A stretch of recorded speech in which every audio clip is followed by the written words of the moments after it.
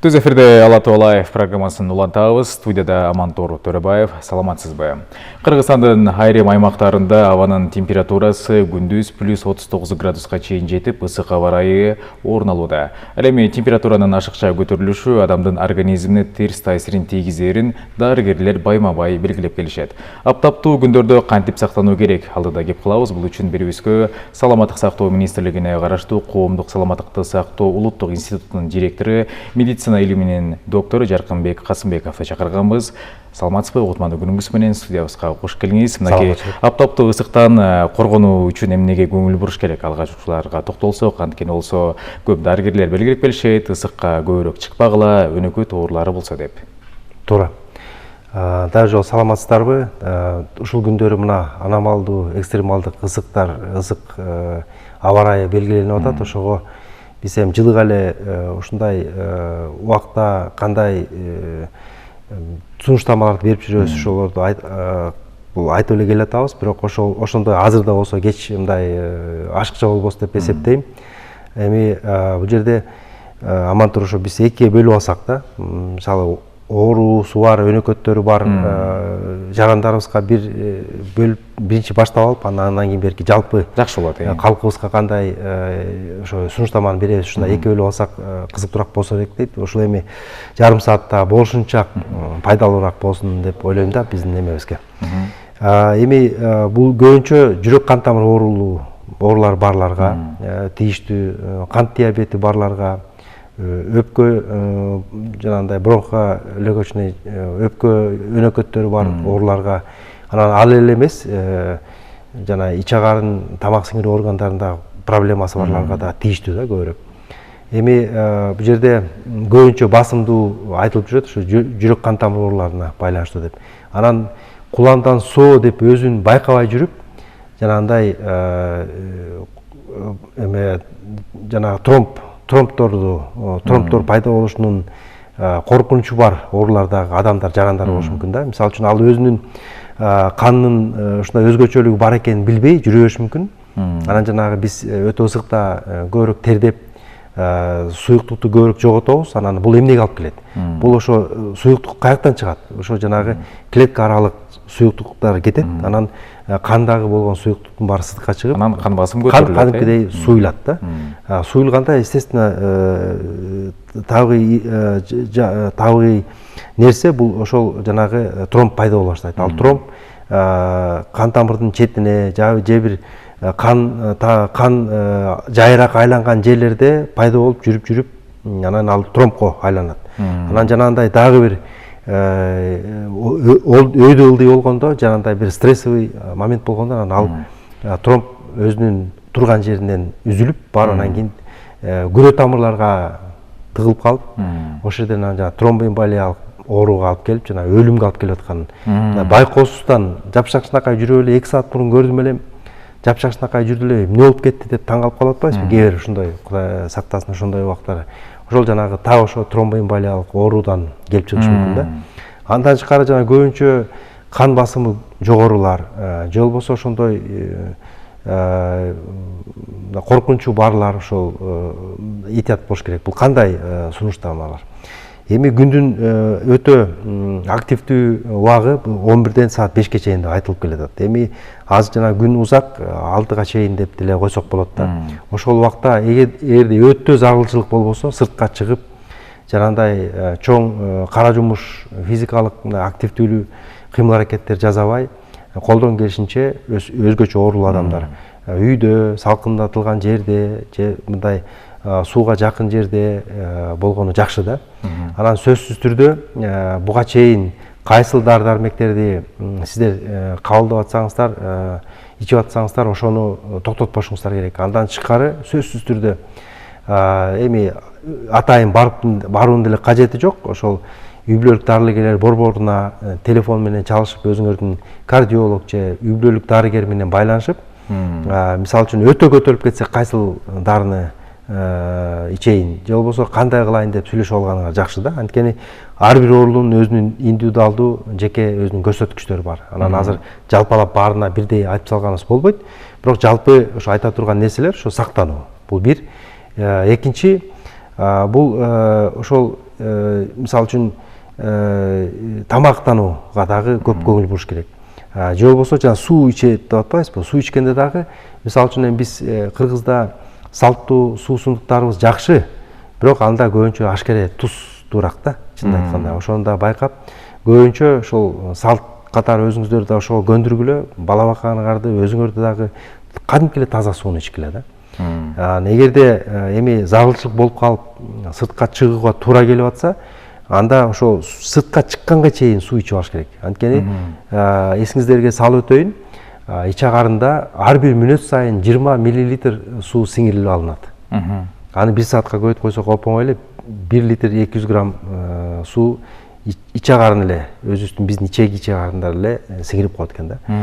Ошол жанагы суу балансын, суу туз балансы туура болуп туруш үчүн алдын ала ичип алып, андан кийин жаныңыздарга сөзсүз түрдө бир баклажкага же бир бөтөлкө суу алып алгыла, анан акырындан аз-аздан порция менен ичкиле.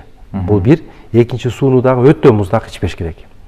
Анткени биздин көңдөйүбүздө, ооз көңдөйүбүздө бардык көптөгөн микроорганизмдер бар, анын арасында ооруну чакырган дагы микроорганизмдер бар. Микробтор условно патогенный деп коет, болжолдуу.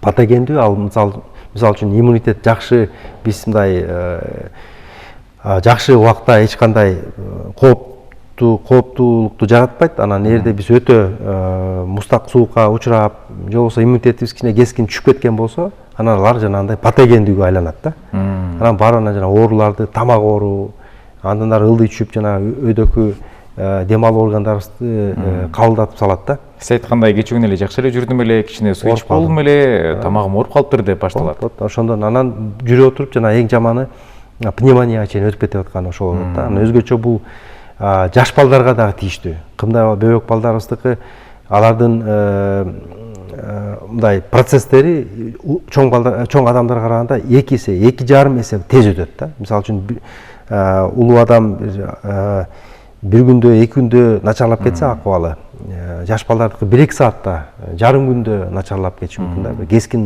акыбалга туш келип калышы мүмкүн. Ошон үчүн этият болушубуз керек. Бул эми ооруларга болгон биздин сунуштар болду. Жалпы калкыбызга, бардыгыбызга эле ал деле ошого тийиштүү окшош эле, бирок андан тышкары дагы биз ошол иш аракетибизди, кыймыл аракетибизди күндүн ысыгына жараша дагы ошо пландаштырсак да, ошол өтө зарылчылык болбосо, ошол 11-ден 5ке чейин, 6га чейин жанагындай огороддо иштеп, талаада иштеп, же болбосо бир катуу чоң күжүрмөн оор кара жумуштан кичине өзүбүздү оолак кармасак, эми ден соолук кымбат да, баасыз дегендей. Эми жумуш болсо бүтөт. Жумуш күтө турат. Эми жалпоолорго жага бербей калышы мүмкүн, бирок биз эми болгондой эле айтышыбыз керек, эми кичине күтө турат да, чын эле. Жок болбойт, ушул убакта жазайм деп анан өзүңөрдү мындай эмеге өзүңөрдү акыбалыңарды начарлатып албага деген кеп болмокчу да. Чаркынбек Розбекович, ошол эле учурда аптапта көбүрөөк суу ичип атам, суу эле ичип атам, тамак ашты кичине табитим да жок болуп атат деген да учурлар болот. Дени сак эле адамдар. Ал эми кандай сунуш пикирлер бар, дарыгер катары айта кетсеңиз? Амантур, ушул суу менен уланат деген сөздү уктуңуз беле? Суу менен уланып калса болот да. Мага түшүндүрүп берейин.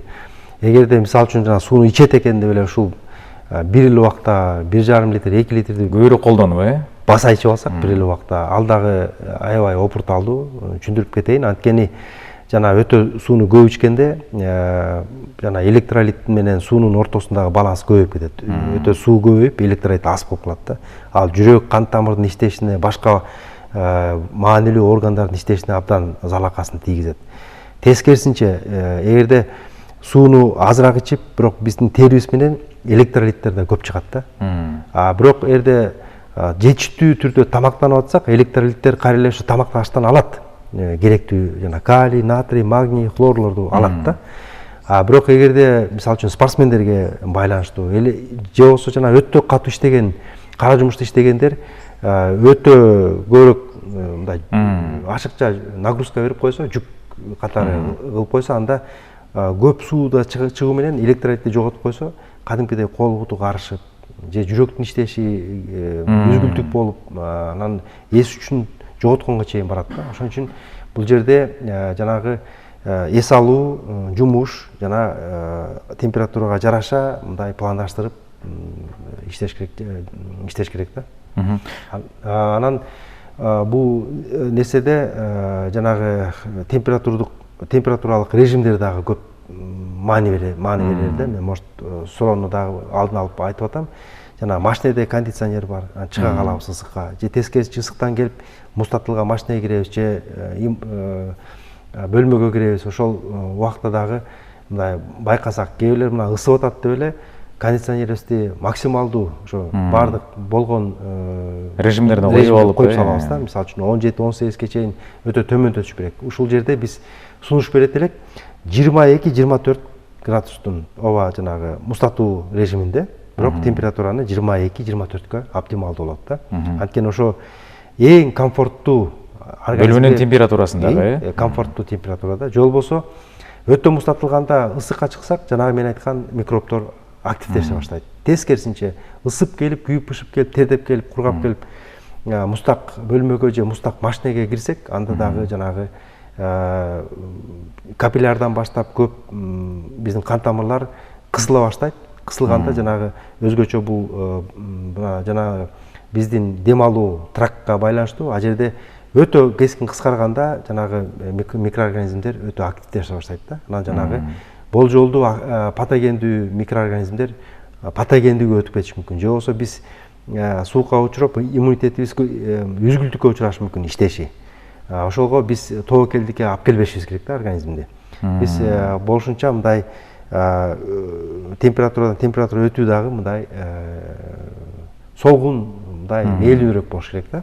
Анан жаткан жерибизде дагы өзгөчө бала бакыраны биз жанагы активдүү 11-ден 5ке чейин эшикке алып чыкпай, эми айла жок баланы кармай албай чыгабыз десе дагы, мурун салкын убакта 1 саат, 2 саат тынбай ойносо, ага кой деп аны бир 15-20 мүнөттөн кийин алып келип, ичине эс алдырып, көлөкөлөтүп, андан кийин кайра алып чыгып, мындай ойнотуш керек да. Колдон келсе, алып чыкпай эле болгон жакшы ушул убакта. Бөлмөнүн ичинде же болбосо бир башка активдүү, бирок мындай күндүн түз тийишинен сакталган жерлерде, бассейндерде мисалы үчүн ошону өткөрсөк болот. Же болбосо салт катары киргизе алыш керек өзүбүздүн жашоо турмушубузга. Түшкү уктоо да. Баланы ошо түшкү уктасак, өскөнүнө да жакшы, ден соолугуна да жакшы, психикасына да жакшы, анан жанагындай кооптуу нерселерден дагы алысыраак болот элек да. Балдарга тийиштүү нерсени айтайын. Ошо балдар жана айтып өттүм, алардын организми, алардын зат алмашуусу бизден 2 эсе, 2,5 эсе бат. Ошого жараша биз дагы ошого жараша мамиле кылышыбыз керек. Анын дагы суу ичүүсүн дагы ошого жараша бат-бат берип турушубуз керек. Мисалы үчүн 1 литр, 1200 литр деп бир күнгө бөлсөк, аны мындай раттуу түрдө ошо күндүнгө жараша бөлүп коюшубуз керек. Бул бир. Экинчи жана таттуу шекерлүү суулардан кичине колдон келишинче же ширелерден колдон келишинче мындай азыраак ичкенге аракет кылыш керек. Анткени ал дагы ич агарын органдарына мындай күч келет. Ал да кадимки тамак катары эсептелет. Суусундук эмес, көбүнчө тамак катары эсептелет да алар. Аны дагы сиңиргенге дагы көп энергия кетет да. Таза суу эң идеалдуу. Бул ошо азыркы температура бийик учурда таза суу абдан идеалдуу. Суусундукту да кандырат, Суусун да кандырат. Жанагы балансты да кармайт. Адамдын да комфорттуу организмдин иштешине дагы өбөлгө да. Жарканбек Орозбекович, азыркы учурда ушул көлдүн сезону башталып, же элдин баары ушул көлгө, бассейндерге жана башка жакка көлдүн жээгине барып, күнгө кактанып турайын дедим эле, кичине күйөйүн дедим эле деп туруп анан кийин ушул ысып өтүп калган учурлар дагы кездешет. Негизи эле ошондой учурларда биринчи жардамды кантип көрсөтүш керек? Кээ бирөө болсо сиз айткандай эс үчүн жоготкон учурлар дагы бар. Эми аны илимде күн өтүп кетти, солнечный удар, ысык өтүп кетти, тепловой удар деп. Бирок экөөнүн мындай симптомдору бирдей эле да, жалпы жонунан бирдей эле. Адам өтө кескин түрдө баш айланып, эс үчүн жоготуп, жүрөк иштеши өтө тездеп, мындай өтө өзүн начар сезип, жанагы эң коркунучтуусу эсин жоготуп, анан эгерде өнөкөтүү болсо жүрөгү токтоп калганга чейин барат да. Бул эң коркунучтуу. Мына ошондой акыбалга келип калса, көрүп калсак, эмне кылышыбыз керек? Сөзсүз түрдө биринчи эсепте мындай салкыныраак жерге алып келип, кысылган кийимдери болсо болушунча чечип, же болбосо колдон келсе бошотуп, анан мындай нымдалган, өтө да мустак эмес, дагы жолу кайталайм, мындай мээлин сууга нымдалган сүргүлдү жаап өзүнө, же болбосо жок дегенде баягы сууну чачыш керек да. Бети башын өзгөчө чыкыйды, мойнун кан тамырлары өтө жыш жагы жайгашкан моюн, муундарда, чат тизенин арты, ошо жерлерди мустак суу менен, мындай мээлин суу менен мындай ошо тийгизип, эме кылып, анан өзүнүн эс үчүн алып келгенге аракет кылыш керек. Эгерде сөзсүз түрдө көпкө күтпөй тез жардам чакырып, бирок тез жардам келгенче эс үчүн жоготуп, же болбосо такыр эле дем албай калса, анда жанагындай реанимациялык аракеттерди кылыш керек да. Жүрөгүн от алдырып, дем алдырыш керек да. Ал эми эмелер интернетте берки атайын булактарда бар, аны көрүп алса болот. Жасалма дем алдыруу, дем алдыруу, жүрөгүн от алдыруу. Анын баары жанагы күндөн түс тийүүсүнөн сакталган көлөкөдө, салкыныраак жерде, горизонтальный акыбалда жасалыш керек да.